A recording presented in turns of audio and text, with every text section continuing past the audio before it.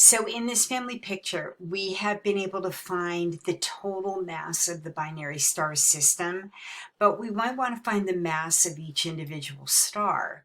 So in other words, we were able to solve for the total star mass. And we may want to go back and solve for each mass of each star. And it is possible to do that if we have a relationship between the radii of each star. So if we were able to determine from our calculations the radius of one star and the radius of the other star to the barycenter, and we often know the total mass from our calculations, then we can find the mass of both stars individually. And just so you know, this is a word problem that you solve, and if you ever want a technique for any other word problem, it seems to go along with this. You do the equations you know first, and one is that the mass of one side of the seesaw and the radius of one side of the seesaw equals the mass on the other side and the radius on the other side. And you know that the total mass equals mass 1 plus mass 2. Those two equations you do know. Now take the more complicated equation and solve for one variable. Now this is definitely the more complicated equation. So we can solve it for mass 1.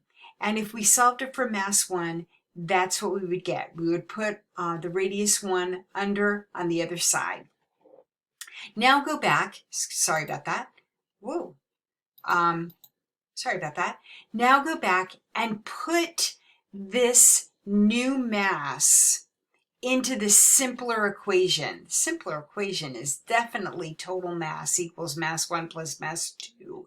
And we can substitute in total mass and substitute in that new mass 1. Now you plug in all your knowns. You plug in the total mass that you were able to get. You plug in the radius 1 and the radius 2 that are generally pretty easy to find, and you solve for the mass 2. Then when you solve for the mass 2, you go back in and you put it into your easier equation. You plug in your total mass, you plug in your mass 2, and you solve for mass 1. So that's how you can solve a word problem like this. Remember, you work with the equations you know. Then you take the tougher equation and you get it down to one variable, mass 1. Then you put that one variable into the simpler equation and you solve for the unknown after you put in the totals. I hope that helps you to understand some word problems a little bit better for astronomy. You can also use this to work on density. In other words, now that you have the mass of the star and you can work with the radius and find the volume of the star with the sphere formula, then you can divide your densities along that HR chart to main sequence, giants and supergiants, and white dwarfs, because density is on that star chart as well. And in fact, this almost looks like a family, a family portrait right here, because you can look at the densities and you can notice that these giants will share a very low density, and the main sequence will share a very similar density to the sun, and white dwarfs will share a very high density as well. So this chart acts like a family portrait for the family of stars, and I hope that you will really come to understand and gain a lot of insight into these two snapshots of families. Take care. Oh, one other thing. There's some summary of the entire entire chapter. Remember, the distance to stars can be measured by parallax, and the apparent brightness is always observed from Earth, but it can be cataloged, and it often is, and it is dependent on the distance that you see this star at and the power of the star, the luminosity of the star. The spectral classes really go to temperatures. The luminosity classes go to luminosity. Spectra is involved in both of those classifications.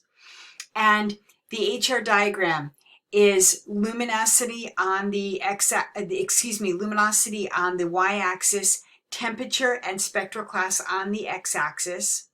The main sequence is for tracking luminosities and the luminosity of compared to our sun, a star.